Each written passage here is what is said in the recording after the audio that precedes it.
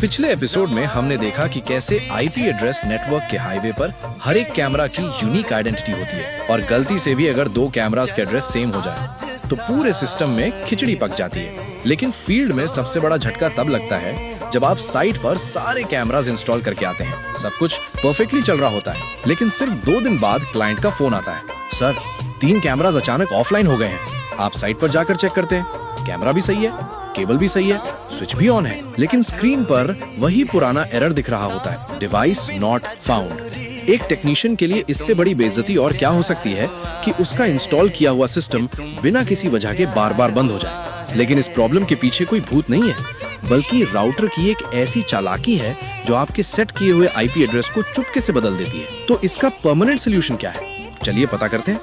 जब आप किसी नए आईपी कैमरा को पहली बार नेटवर्क से कनेक्ट करते हैं तो ज्यादातर राउटर उसे ऑटोमेटिकली एक टेम्पररी आईपी एड्रेस दे देता है। इसे कहते हैं डायनामिक आईपी। इसको एक सिंपल एग्जांपल से समझिए। मान लीजिए आप किसी होटल में रुकने जाते हैं, रिसेप्शन आपको जो खाली रूम मिलता है वही दे देता है, जैसे रूम नंबर 102। लेकिन जैसे ही कैमरा रीस्टार्ट होता है या राउटर रीस्टार्ट होता है, राउटर वो पुराना एड्रेस वापस ले लेता है और कैमरा को एक नया एड्रेस दे देता है, जैसे रूम नंबर 205। अब दिक्कत शुरू होती है।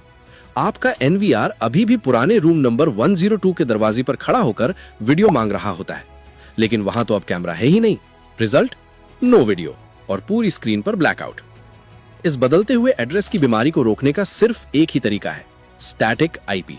स्टैटिक आईपी का मतलब है आप राउटर के हाथ से कंट्रोल लेकर कैमरा को एक परमानेंट एड्रेस खुद असाइन करते हैं, बिल्कुल उसी तरह जैसे होटल का रूम किराए पर लेने के बजाय आप उस रूम को हमेशा के लिए खरीद लेते हैं। अब चाहे बिजली चली जाए, राउटर रीस्टार्ट हो जाए या पूरा नेटवर्क दोबारा बूट हो, कैमरा हमेशा उसी एड्रेस पर मिलेगा। लेकिन यहीं पर फील्ड में